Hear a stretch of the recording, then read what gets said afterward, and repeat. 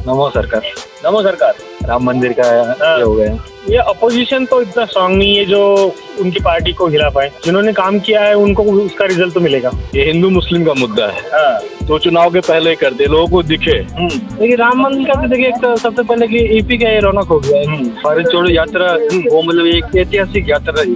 केवल एक मंदिर के अंदर तो विराजमान रहेंगे, भारत के कण कण में विराजमान है, सृष्टि के अंदर विराजमान है। एक साल से ज्यादा, चाहे कांग्रेस की सरकार बनो चाहे बीजेपी की बनो, एक साल से ज्यादा सरकार नहीं चलेगी। मोदी जी की सरकार आएगी और हिंदूवादी प्रधानमंत्री है।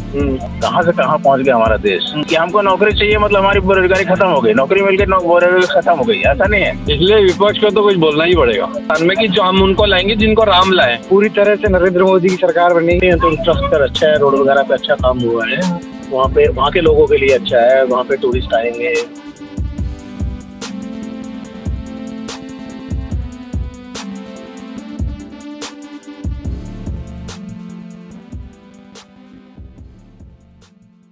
नमस्कार, मैं हूं राहुल चौधरी और आप देख रहे हैं डीएनपी इंडिया।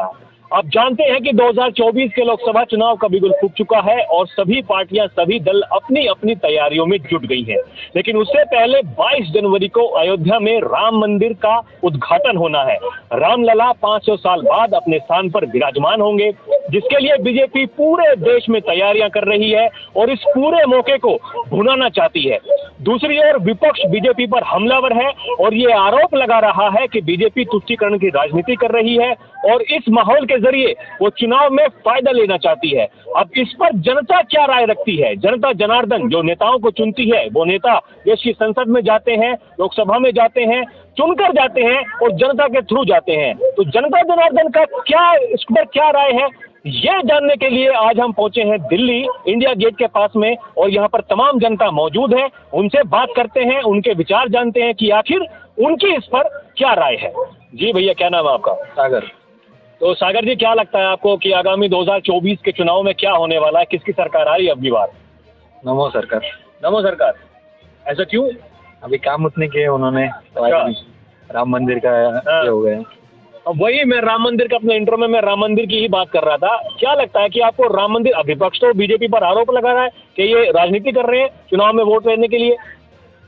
नहीं, लेकिन काम तो किया है ना उन्होंने। हाँ। उनकी सरकार में हुआ है।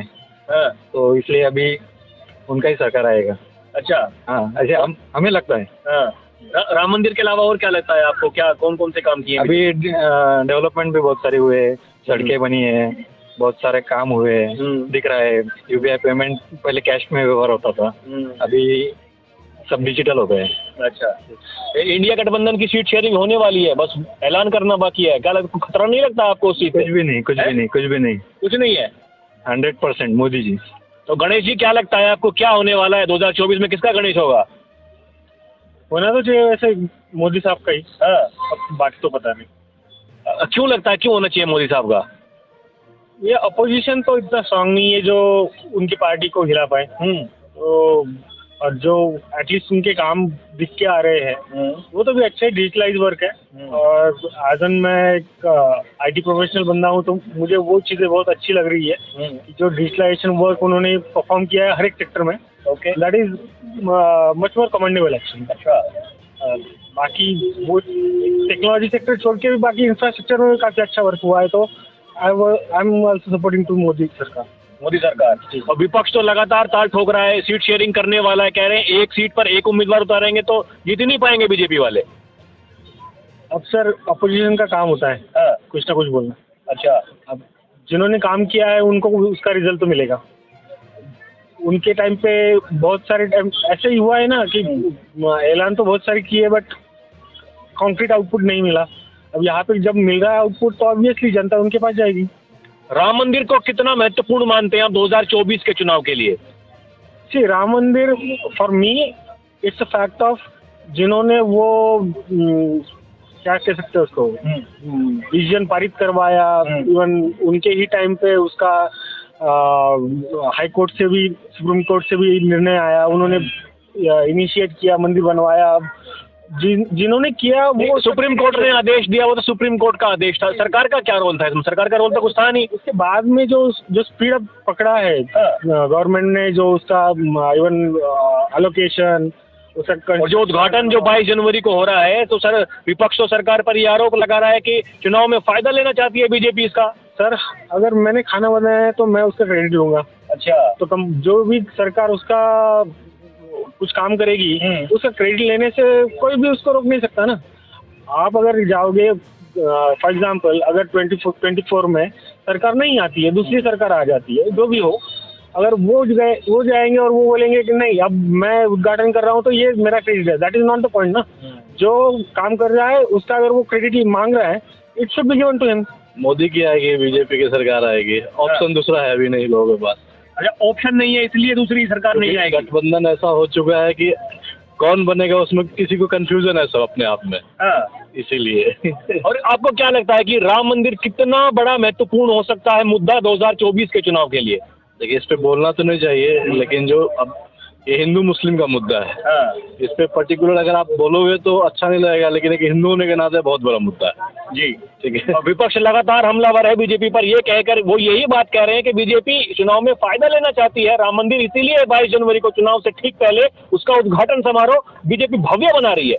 ये हर एक पार्टी का है एजेंडा कि जब भी कुछ ऐसा करना होता है, उद्घाटन करना होता है, तो चुनाव के पहले ही कर दे, लोगों को दिखे।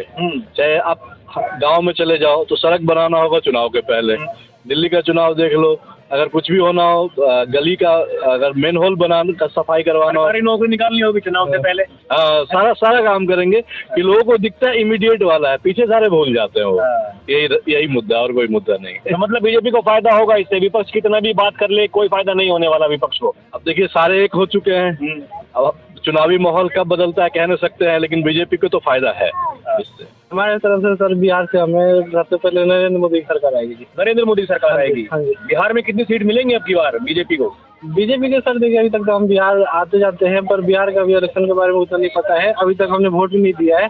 पर जब जाते हैं हम आते हैं तो हमारे जो गांव जो है ना, सारा बिहार का ही हाला, मतलब उनका ही हाला करते हैं नरेंद्र मोदी का। नरेंद्र मोदी का? हाँ जी। अच्छा, हाँ जी।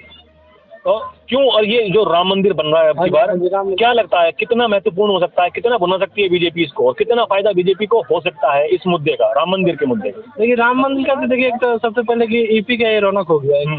ये राम मंदिर से ईपी का जो विकास भी हो जाएगा वहाँ पे। तो अयोध्या में कोई नहीं जाता था, अब राम मंदिर एक धाम हो गया। राम मंदिर कोई जाएगा तो वहाँ के जो लोग होंगे वहाँ पे उनको रोजगार भी मिल सकता है, जो अपना दुकानों का वो सब भी खोल सकते हैं अपना, वहाँ पे काम करने के लिए। वहाँ पे एक ईपी का जो कुछ ज्यादा ही रौनक उनको हो गया ना। राहुल गांधी कैसे लगते हैं आपको, कि क्यों उनके अंदर क्या खासियत ऐसी जो प्रधानमंत्री बनाएंगे उनको, और समूचा विपक्ष मान भी जाएगा कि भाई हाँ राहुल गांधी को प्रधानमंत्री बना देते हैं? देखिए, राहुल गांधी की सबसे बेहतर थी कि मतलब जो भारत जोड़ो यात्रा, वो मतलब एक ऐतिहासिक यात्रा रही। उन्होंने मतलब कई किलोमीटर उन्होंने मतलब भारत मतलब कन्याकुमारी से लगाकर कश्मीर तक उन्होंने मतलब यात्रा की, और अब वो वापस मणिपुर भारत जोड़ो न्याय यात्रा करने वाले हैं। हाँ, अब वो वापस भारत जोड़ो न्याय यात्रा मणिपुर से लेकर अब वो करने वाले हैं, तो इसका भी मतलब लोकसभा चुनाव के अंदर बेहतर प्रदर्शन होगा। अभी जब इंडी गठबंधन की चौथी बैठक हुई थी, उस बैठक में ममता बनर्जी ने मल्लिकार्जुन खड़गे का नाम प्रपोज किया और अरविंद केजरीवाल ने कहा कि मैं इससे सहमत हूँ। तो राहुल गांधी का तो नाम भी प्रपोज नहीं, ममता बनर्जी चाहती नहीं है राहुल गांधी बन जाए। कैसे आपको लगता है, कैसे तालमेल बैठ पाएगा, कैसे समन्वय बनेगा? देखिए, अभी तो मतलब इंडिया गठबंधन जैसे कि ममता बनर्जी भी और भी कई सारे भी ये मतलब दल है, जैसे कि शिवसेना हो गए, आरजेडी हो गए, कई दल, लेकिन उनके हिसाब से मतलब राहुल गांधी बेहतर है। सिर्फ ममता बनर्जी, राहुल गांधी बेहतर आपके हिसाब से कहने से है, मेरे कहने से राहुल गांधी बेहतर है, लेकिन गठबंधन के जो नेता हैं अगर वो ही नहीं चाहेंगे कि हमारा प्रधानमंत्री राहुल गांधी बन जाए तो कैसे काम चलेगा? तब तो मुश्किल है। चुनाव में काम आने वाले हैं और उन मुद्दों को विपक्ष भुनाने वाला है। आपको नहीं लगता कि राम मंदिर का बीजेपी ने इतना प्रचार कर दिया, विपक्ष के ऊपर भारी पड़ रहा है? बिल्कुल, ये तो सही है। मैं राम मंदिर बना तो हमको इसका विरोध करते नहीं है, और श्री राम है जो केवल एक मंदिर के अंदर तो विराजमान रहेंगे, भारत के कण कण में विराजमान है, सृष्टि के अंदर विराजमान है। मैं मानता हूँ श्री राम को, मेरे दिल में है वो श्री राम। तो क्या श्री राम एक मंदिर के अंदर रहेंगे? वो भगवान है, कहीं भी रह सकते हैं, ये तो कण कण में है इस सृष्टि के अंदर। तो आप उसको एक मंदिर ही है क्या पूरे भारत के अंदर श्री राम का? ये मेरे गांव में हजारों मंदिर है, मेरे जिले में हजारों मंदिर है, तो एक मंदिर को लेके ही आप बैठ गए हो। इसका फायदा बीजेपी को होने वाला है कि नहीं होगा 2024 के चुनाव में? बिल्कुल 50-50 है, हो भी सकता है और नहीं भी हो सकता है। मेरे मानना है कि अब तो भारत की जो जनता है वो होशियार हो चुकी है कि मंदिर और मस्जिद में रोटी खाना और बेरोजगार मिलने वाला है नहीं। कौन लगता है आपको, गठबंधन की सरकार अगर आ गई, कौन प्रधानमंत्री होगा? फिलहाल संयोजक किसको बनते हुए देख रहे हैं आप? भाई गठबंधन की सरकार आएगी, 1 साल से ज्यादा, चाहे कांग्रेस की सरकार बनो चाहे बीजेपी की बनो, 1 साल से ज्यादा सरकार नहीं चलेगी, मेरा अनुमान है। गठबंधन में नहीं चलेगी? नहीं चलेगी, टूट जाएगा गठबंधन, 1999 वाली हालत हो जाएगी वापस। तो फिर कैसे लोग विश्वास करें? इसी चीज का तो रोना है कि लोग कैसे विश्वास करें, किसको वोट दें गठबंधन को, जब ये भरोसा ही नहीं है कि सरकार चलेगी, तो कैसे गठबंधन को वोट दें? अब जनता की राय है, जिसको जनता जनादेश है, जिसको चुनना चाहिए वो तो चुनेगी। हाँ। लेकिन फिलहाल जो अभी आंकड़े बता रहे कांग्रेस अच्छी चल रही है, कांग्रेस की पकड़ 24 में मोदी जी की सरकार आएगी। मोदी जी की आ रही है, क्यों? इसलिए आएगी, एक निष्ठावान प्रधानमंत्री है, ईमानदार प्रधानमंत्री है और हिंदूवादी प्रधानमंत्री है नहीं? और दूसरा, मोदी जी ने काम किया 9 सालों में। नहीं, हिंदूवादी तो फिर और भी तो धर्म है ना देश में। सभी धर्मों के मानने के साथ साथ जो है नहीं, सभी धर्मों को बराबर महत्व देते हैं। हिंदू धर्म को मानने के साथ साथ सभी धर्मों को बराबर महत्व देते हैं। विपक्ष तो आरोप लगा रहा है कि केवल एक धर्म के बनकर रह गए हैं मोदी जी। नहीं तो विपक्ष तो केवल मुसलमानों का काम कर रहा था, अच्छा है नहीं? मोदी जी तो कम से कम सबका काम कर रहे हैं, है नहीं? तो मोदी जी जो है ज्यादा निष्ठावान है देश के लिए, ताकि विपक्ष निष्ठावान है नहीं? विपक्ष तो कितने घोटाले कर रहा है, उसके बाद ईमानदार बना हुआ है नहीं? तो मोदी जी ईमानदार, तो 24 में मोदी जी की सरकार आएगी, है नहीं? क्या लगता है आपको, किसकी सरकार आने वाली 2024 में? तय है जी। किसकी आएगा? तो मोदी। अच्छा, मोदी जी आएंगे। अच्छा, क्यों लगता है ऐसा आपको? क्योंकि अभी पिछले 9 वर्षों में जो प्रगति हमारे देश की हुई है, कहाँ से कहाँ पहुँच गया हमारा देश, आज एक स्थान वर्ल्ड में भारत का नाम हो गया है। तो ये उनका ही अचीवमेंट है, उनका जो प्रयास था, उन्होंने उस हिसाब से देश को आगे बढ़ाया। आपको नहीं लगता कि विपक्ष जो मुद्दे उठा रहा है, गरीबी है, महंगाई है, बेरोजगारी है, ये मुद्दे वो हैं जो पहले भी थे, अभी भी हैं? तो पिछले 9 साल में आपको नहीं लगता कि इनमें कोई काम किया जा सकता था जो कि नहीं हुआ? हो रहा है। देखिए, बेरोजगारी की जहाँ तक बात है, मैं जहाँ समझता हूँ कि लोग उसको जोड़ते हैं कि नौकरी से जी, कि हमको नौकरी चाहिए मतलब हमारी बेरोजगारी खत्म हो गई, नौकरी मिल के बेरोजगारी खत्म हो गई। ऐसा नहीं है। मोदी जी ने स्टार्टअप लाया है देश में, एक से एक, मतलब छोटे छोटे कुटीर उद्योग है, इंडस्ट्रियल बेल्ट में काम करने की संभावनाएं है, उसमें कोई काम करना नहीं चाहता। हर आदमी हमारे देश में जो पढ़ा लिखा है, थोड़ा सा पढ़ लिया, बस हमको नौकरी चाहिए। तो this is not a proper way.